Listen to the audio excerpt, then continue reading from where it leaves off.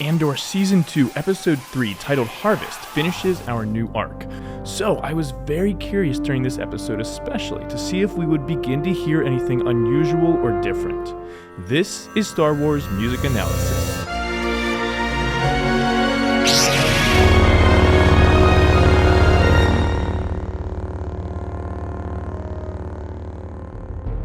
Do it. From the title card, Roberts already seems to be making a change as we hear an acoustic brass ensemble where we normally hear more synth sounds. This then leads into a bigger orchestral sound as well, and I'm cautious about this because I do want Andor to maintain its unique sound just for the continuity purposes, but I also love hearing more orchestral scores that lean closer to John Williams, also for the continuity purposes. So my attention is already grabbed as the music fades to a drone. The horns then take up a partial version of Cassian's theme before deviating in other harmonies. Roberts continues to use many of the underlying percussive layers that Bertel would use then to underscore little scenes like this, but you can really hear that he's leaning more heavily on brass now instead of synths.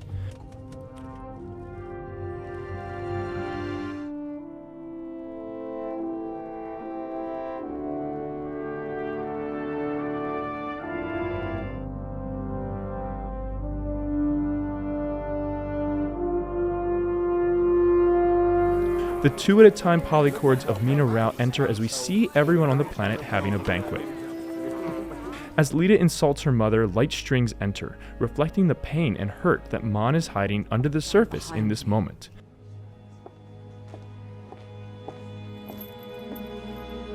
But as the ceremony begins, Roberts utilizes more folk percussion such as a basic membrane drum and some sort of rattle to make the scene feel ancient and ceremonial to old traditions the way that we've known these customs to be. The drums often also don't play perfectly together, and this is actually great because it reminds me of the parade on Ferrix where the musicians did not play perfectly.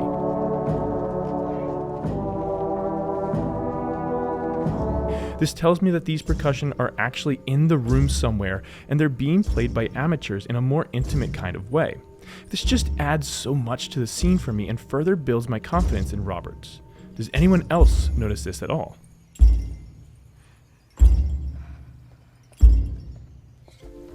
We make a very drastic shift from there to the domestic life of Dra and Sirill and smooth jazz to accompany them. This just feels so unnatural, so sterile, so Dra and Sirill. And I just love how thrown off Dra becomes with Sirill's mom. These remind me of the looks my wife and I give each other whenever we go to each other's parents. This is so real. As Cassian learns that something has happened to his friends, the music picks up as he decides to find his way there, and all of a sudden decides he can also fly the ship. And as we return to Mina Rao, light pulses start, reflecting the underlying tension as they prepare to run. But then it's back to Sirill's nightmare. Except as Dra takes control of the situation and puts his mother in her place, strangely eerie drones begin to enter. I'm not done. This game ends now. You want Sirill in your life, you will think before you speak. I loved this. It's honestly so out of place, but just perfectly fits the most tense scene in all of Andor. I can't wait to see more of these interactions. Inversely proportional to the volume of anxiety you generate in our lives. Quite a mouthful. I'm not done. Mon's theme returns again as Tay reveals a little more about the treachery that he's playing at, again reflecting the continued sadness of her story.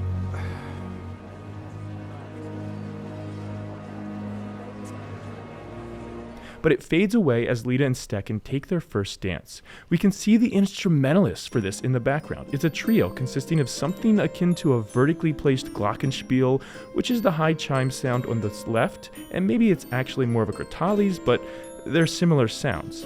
And then some variation of a harp in the middle and a vibraphone sounding instrument on the right that actually looks a little bit like Max Rebo's Red Ball Jet organ. I watched them for a little bit, and it actually seems like they may be playing instruments, or they may just be musicians that know how to time things and pace things properly, because this actually looked like musicians playing in this scene, which is very different from what most movies and TV shows demonstrate. I've been enjoying all of the diegetic music, which is music actually in the scene at Mon Mothma's estate during this first arc. As Willman says farewell to his girl, light music reflecting the two-chord motif of Mina Rao enters tenderly, but it fades as the Empire kills the moment. Low pulses build then to begin building the tension. This carries now through several stories as they all begin to build in suspense.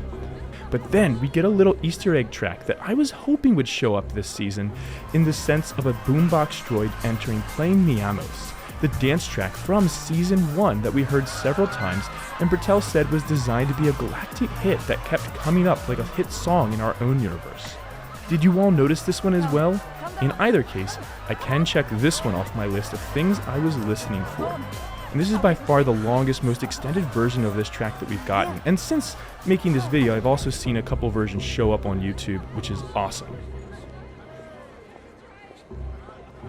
It ties between there and the low pulses continuing though in the other storylines. Robert is taking us on a long burn forward, slowly building us to the inevitable conclusion. But as the Imperial officer enters Bix's home, the music dies away again, as that frightening intimacy that any woman would feel in this situation now returns. I know you're illegal. As Cassian descends, his theme gets thrown into a slightly different variation, almost like being thrown into major this time as his determination becomes. Meanwhile, Mon is still partying things up with Niamos. As Bix's lieutenant rapist gets his troops worked up before dying, the music begins to build with them. Attacks in the low brass push each measure forward, but then the music dies.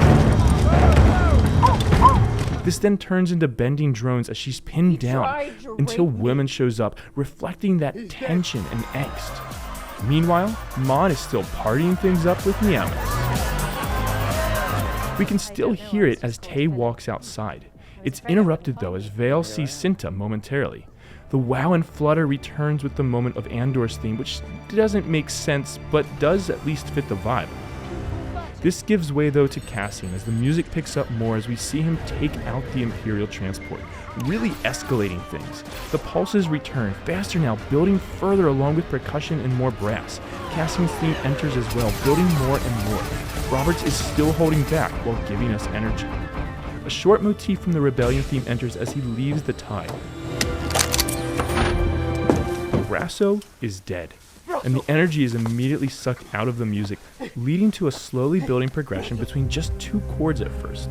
The weight and sorrow of the moment clear. It changes to 4 chords as the sadness grows.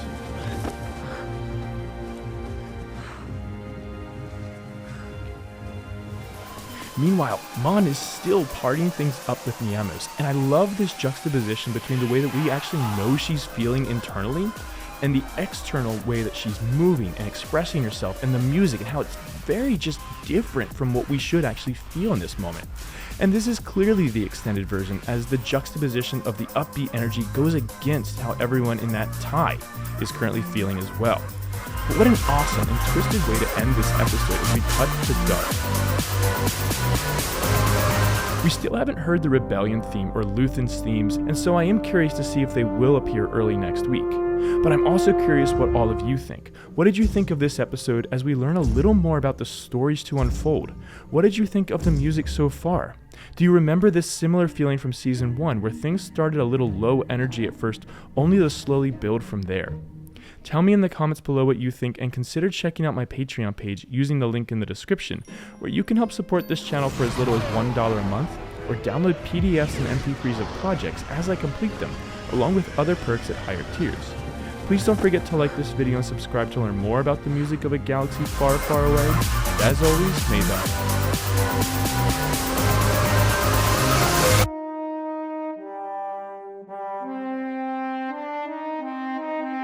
be with you.